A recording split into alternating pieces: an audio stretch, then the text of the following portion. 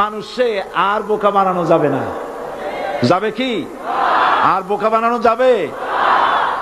তারপর বলছে কি, এরপরে বলছে আমাকে বলছে রাজাকার।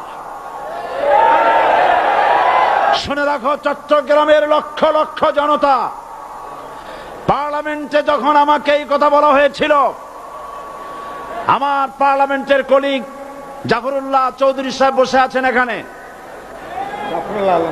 হ্যাঁ, জাফরুল ইসলাম চৌধুরী বসে আছেন পাশে, প্রধানমন্ত্রী সুদ্ধা, অন্তত 3 শতাধিক পার্লামেন্টের সম্মানিত সদস্যরা সেদিন বসা। 1997 সনের বাজেট বক্তৃতা যখন আমি করতেছিলাম, ডক্টর কুদরতে খোদা, নাম রাখছে কুদরতে খোদা, আসলে গজবে খোদা। এ লোকটি নাস্তিক, ইসলামের চূড়ান্ত দুশমন। তার প্রণীত শিক্ষা ব্যবস্থার যখন সমালোচনা করছিলাম, ট্রেজারি বেঞ্চ থেকে আমাকে বলা হলো রাজাকার। আমি আমার সমস্ত শক্তি একত্রিত করে বলেছিলাম, শুধুমাত্র হিন্দুস্তানের রাজাকারেরাই আমাকে রাজাকার বলতে পারে। আমি বলেছিলাম 1973 সন পর্যন্ত আমি বাংলাদেশের কোন রাজনৈতিক দলের নেতা এবং কর্মী ছিলাম না। আমি রাজাকার নই।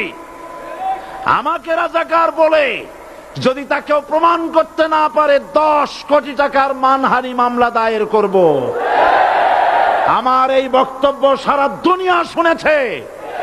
পার্লামেন্টে আমার এই বক্তব্য রেকর্ড হয়ে আছে। সেদিন 3 শতাধিক পার্লামেন্ট মেম্বারের কেউ আমার চ্যালেঞ্জ গ্রহণ করেন নাই। যে কোনো ব্যক্তি পার্লামেন্টে গিয়ে আমার বক্তৃতা দেখে আসতে পারেন। এরপরে 1997 সনের 7ই অক্টোবর দৈনিক জনকণ্ঠ পত্রিকা যখন আমার বিরুদ্ধে লিখলো, সেই পত্রিকায় সাইদির ওপেন চ্যালেঞ্জ 8ম পাতা, 1997 7ই অক্টোবর, এত বড় 2 কলমে হেডিং। সেখানে আমি বলেছি, বাংলাদেশের সকল সাংবাদিক, গোয়েন্দা বিভাগ, বাংলাদেশের সকল বুদ্ধিজীবীকে আমি আমার পিরোজপুরে আমন্ত্রণ করছি। আমার উপস্থিতিতে যদি কেউ প্রমাণ করতে পারে বাংলাদেশের স্বাধীনতা যুদ্ধের বিরুদ্ধে আমার কোনো ভূমিকা ছিল, সজ্ঞানে স্বেচ্ছায় জাতীয় সংসদের সদস্য পদ থেকে পদত্যাগ করব। 3 বছর পার হয়ে গেছে, আজ পর্যন্ত কেউ এই চ্যালেঞ্জের মোকাবেলা করে নাই। সুতরাং আমাকে যারা রাজাকার বলবে, তারা পিতৃ পরিচয়হীন অবৈধ সন্তান।